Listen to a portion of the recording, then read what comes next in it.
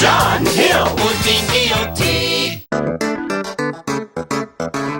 John was a character. He had a voice that was as smooth as butter, but a personality that was just so large and outrageous and funny. I first worked with John in 1977 at WDOT.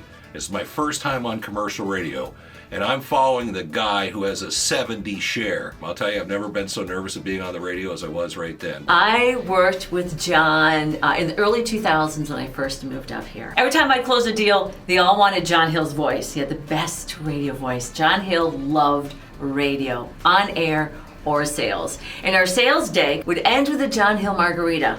If you know, you know. When I think of John Hill, it's joy and fun and laughter. He had a bigger-than-life personality, a booming laugh, a gleam in his eye all the time. You know, in sales, it can be a little stressful, and he knew how to just relax people. Well, John was on WVMT, and he did mornings for quite a while with Ernie Farrar, and he was the consummate professional, because when that microphone turned on, he was the best. My favorite story of John that I really took to heart was, he says, getting older is mandatory, growing up is optional.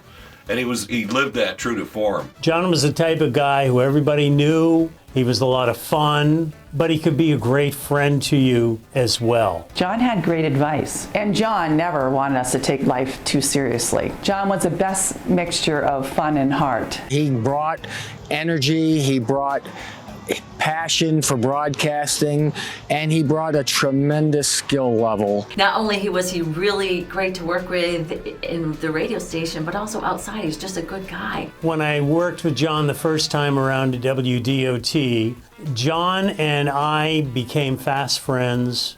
When he went off the air and I went on the air, we did something called a crossover. And that was when the two jocks would sit and chat for a minute or 30 seconds or something. One night, John and I did our crossover, and for some reason we were talking about squirrels. And it developed into us doing imitations of animals in various situations. And we went on for quite a while. Well, the next day, our boss and the owner of the station, Bill Hunter, came into the studio and said to us, "Did you guys really do 2 minutes of nothing but animal sounds on the air last night for your crossover?" And John said, "No, that's absolutely false. We did 5 minutes." Well, we both cracked up. Bill Hunter simply shut his eyes, shook his head, and walked out the door. John did it all. John first, when he got out of college, he jumped onto radio. The radio bug bit him really hard, so he started being a DJ on the air, and that's when he led to the dominance that he had at WDOT. But this is a career that spanned 4 decades, 40 years of doing and working for almost every station in town. You'll remember this fair coverage for a long time to come. More great songs and superstars on AM 62 WVMT. Big John along with you till 6 o'clock today, a grandstand location as we broadcast the 64th Champlain Valley Fair. We're going to leave you hanging there and get back to business, Rod. Have a real nice time. AM 62. John Hill was like the norm of cheers in Burlington. He was perfect to go around and do sales with because everybody knew him. Everybody knew his name. The one thing that always struck me about John is I don't think he ever realized what a gift his on-air talents were, but I don't think he understood the gravitas of what he brought and how elite a broadcaster he was. I think there's a little John in all of us, and there was plenty to go around. His voice was so booming, his wit was so sharp. I know he's been gone for quite a while, but I still have to feel that his voice is echoing somewhere around the hills of Vermont.